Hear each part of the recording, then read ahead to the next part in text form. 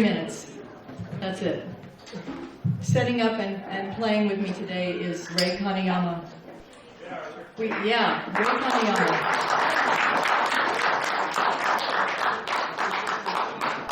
I met Ray the same time I met Harold, the same time I met Archie Grant. Changed my life. For the better, may I add. Jack DeMello introduced us and gave us the gig at the Hano Hano Room. And I think it was about 1979-ish, thereabouts. And normally, what Harold saw of me was my backside. Harold did not complain. As I like to say, it was like 40 pounds ago that we met. You know how that works. Such is life. We had a really good time.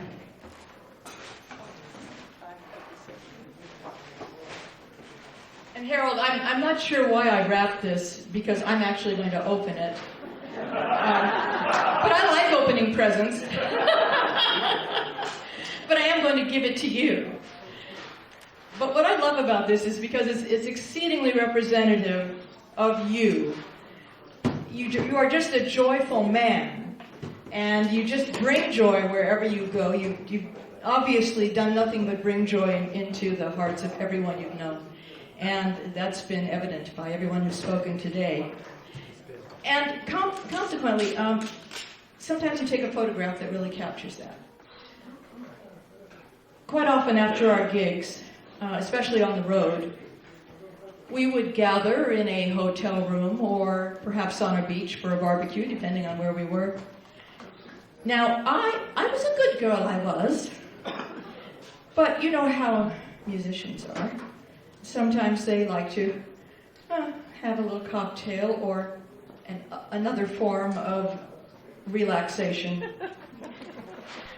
And this photograph was taken after a considerable amount of relaxation. I have a close-up of Ray, I have a close-up of dear Archie. This is the close-up of the birthday boy, which I have held in my possession for about 35 years.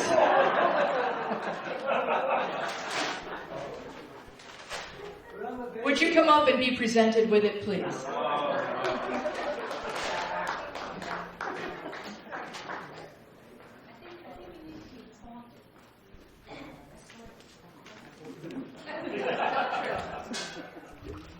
Oh my God, I'm afraid. Don't be afraid, you're wearing clothes.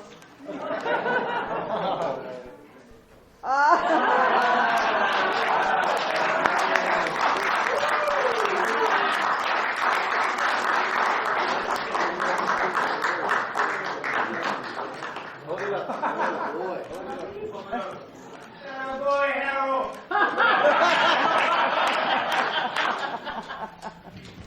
Well, One more. okay. So, that just represents our life as musicians. It was nothing but pleasure, truly.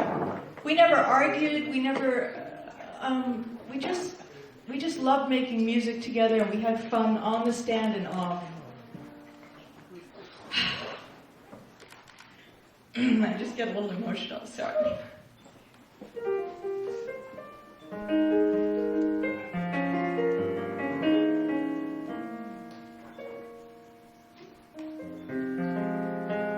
No complaints, no regrets.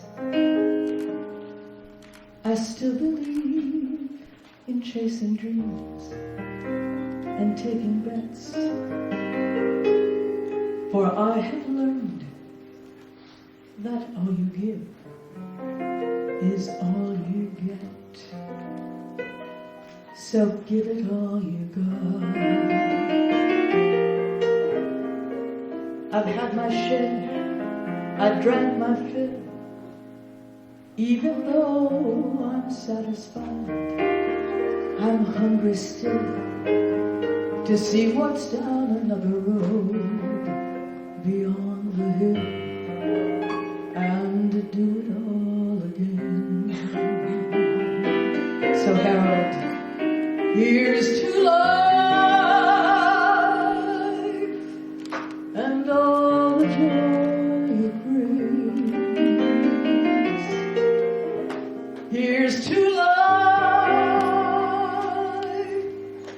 dreamers and the dreams.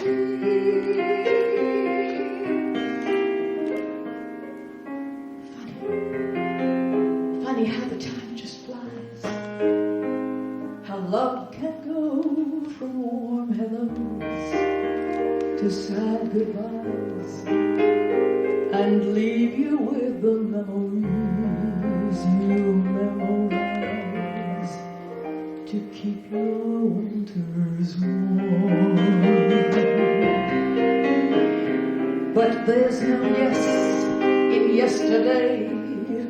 Who knows what tomorrow brings or takes away? As long as I'm still in the game, I want to play for laughs, for love, for life. And here's to life and all the joy it brings. Here's to life, to dreamers and their dreams. May all your dreams be measured. May all that's good get better. Here's to life. Here's to love. Here's to you. Here's to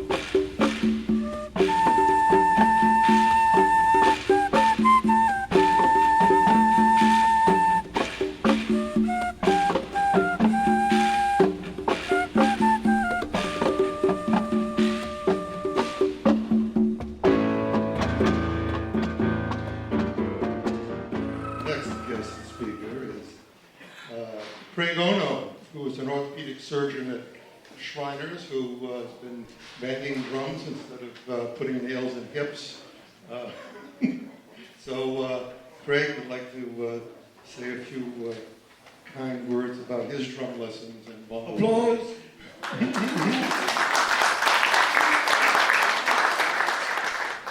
Happy birthday, Harold.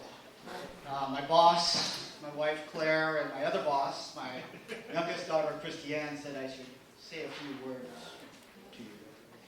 But, one of the problems with going a little bit later in tribute is that all the great words have already been taken. So what I'm going to do is just let me tell you a story about how I got to know Harold Chang over the past dozen years or so. And by way of introduction, I have to tell you that I'm not a musician. I'm a pediatric orthopedic surgeon. I'm the chief of staff at the Shriners Hospice for Children down here in Honolulu. And I'm an educator. I'm an assistant professor of surgery for the John A. Gurren School of Medicine here at the University of Hawaii. And I'm also a soldier. I'm an Army Reserve colonel, and I'm the chief of staff of the 9th Mission Support Command. So I work for General Harb and his crew at the USARPAC. And I'm a father, and I have a daughter, Christiane, and who was Harold's student, and I am proudly one of Harold's students.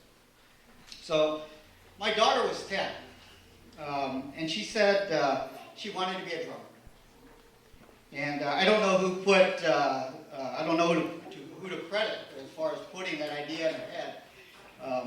She's pretty headstrong and independent, so I'm sure she thinks that she thought of the idea. But I'm pretty sure that it was my idea. Because I remember liking the idea of having a drum set in the house. Anyway, we called up Harry's music store. And we called up Harry's because I took clarinet lessons there when I was in elementary school in that back hallway. And we were told that we needed to talk to Mr. Chang. So we called him up, and he told us that he usually didn't take children as young as 10 for drum lessons, but he did. And he must have already been getting a bit mellow, although my daughter, I don't think, would say that. So she got a red manuscript book filled with all of Mr. Chang's writings. She learned good and plenty. She played with the Monday Night Big Band. She played in her high school jazz band. And then one day she came home from her lessons. And she said that she didn't have to go back for any more lessons. And that Mr. Chang said that he had taught her all he could. And that she was to just continue practicing what he taught her. Well, this was a bit of a shock to her. And she went through a transition, but she continued playing, and she kept playing until she left for college.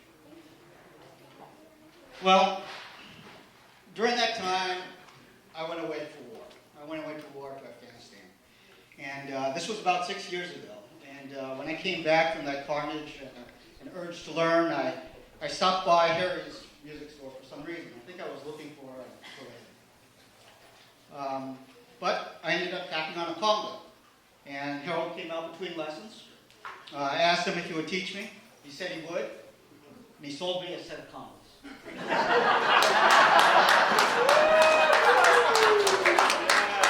I took lessons with him for a few months. And then Mr. Chang said I was done. I had enough lessons. I was to continue practicing what he taught me.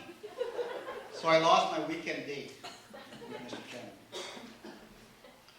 So I ended up back in Harry's for another time for some reason. I think I was still looking for a ukulele. But I ended up in the back tapping on some bongos. Harold came out between lessons. I asked him if he would teach me. He said he would. He sold me not just one set of bongos, but 2.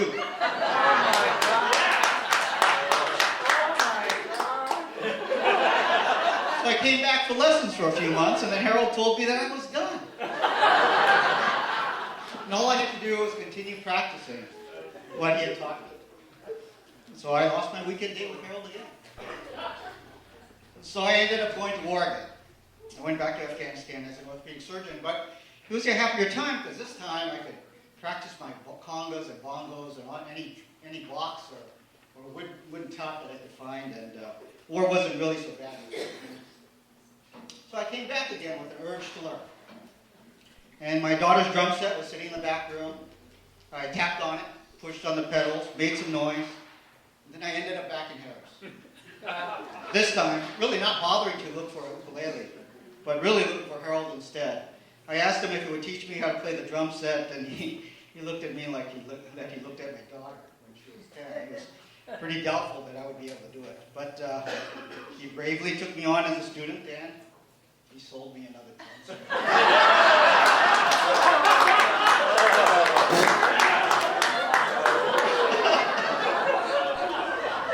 Well, it's been close to 2 years now. I haven't been dismissed yet. I still have my weekend date with Harold, much to my wife's chagrin. So I've learned a few things being with Harold. One, Harold's obviously a great salesman. I have a couple of rooms with drums in it to show for it. And then second, I think Harold's really made me a better surgeon. I think it helps to have strong chops to be an orthopedic surgeon.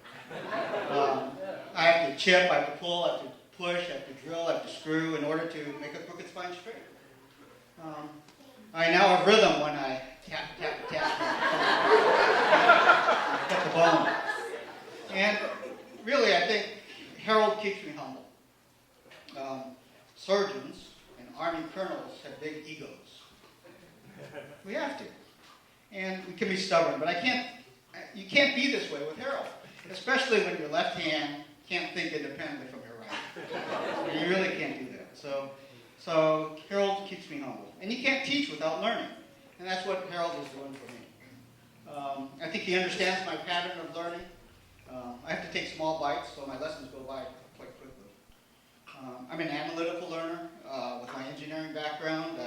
I still don't understand why drum music isn't written out like clarinet music. But I'm learning the patterns, and I'm learning the punches, and this is so much joy for me. So thank you for letting me be part of the celebration, and thank you for listening to my story. And Harold, Christiane, and I thank you for all that you have done for us. Thank you, David.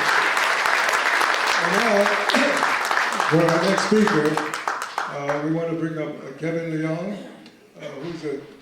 who's been a full-time member with the Roy Horn Band as a tubist. Good afternoon. It's really great to see all of you here, some of you I haven't seen in a long time, and more importantly, it's really great to be here to honor you, Harold. Congratulations. I have a picture here, and I have some funny stories that go along with this picture. Now, I have a very distinct situation where I know all of us have played with Harold in some capacity. I've been honored to play with him in big band and small combo. But in the early 2000s, we were part of a Bavarian music ensemble. In other words, we were in a polka band. Okay? So I have a picture of us here, which folks can look at it later, but it's Harold in a lederhosen. Okay? And we belong to the Wienerwald Bavarian polka band.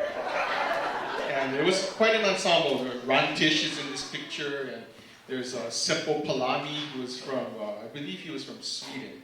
He was the leader of the group. And so,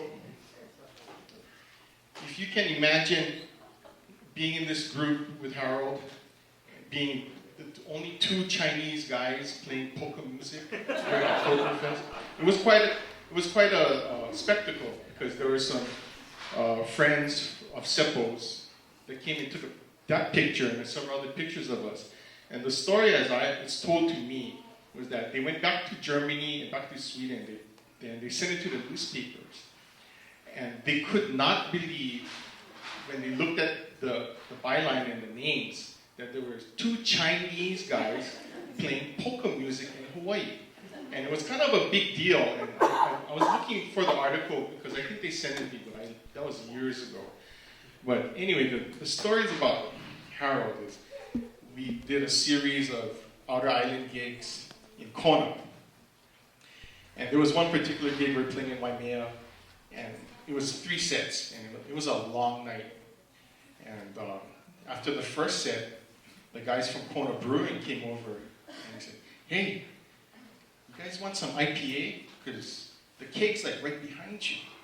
And I was like, "Whoa, I don't usually drink on the cake, you know." And Harold's like, "Hey man, it's free beer. Let's go for it." Okay? So, second set, you know, we were kind of buzzing. And I have to say, Harold never dropped a beat. He never pushed tempo. He never slowed down. But as the evening went on, I had to yell at him louder and louder for him to understand, because he never rehearsed with us. He just would come in. And because I rehearsed with Seppo, if you can imagine the Swiss chef from the Muppets yelling out names of song, and you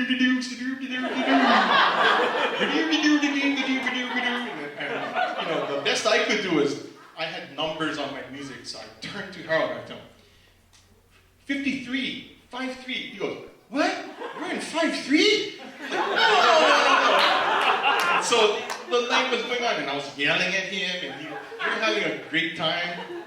And then, you know, it was just, during breaks, he'd tell me all the great stories with Arthur Lyman, meeting, you know, Wayne Newton, going on tour, and all those things were just incredible. And then, one night, I went out. We had a really early gig, got back to the hotel, and we had been drinking a little bit, so I said, "Well, you know what, I need to go out. I need to look for some music. I need to go see if Ollie Mitchell's playing or something." And he goes, "Hey, well, don't forget, we got an early flight in the morning now.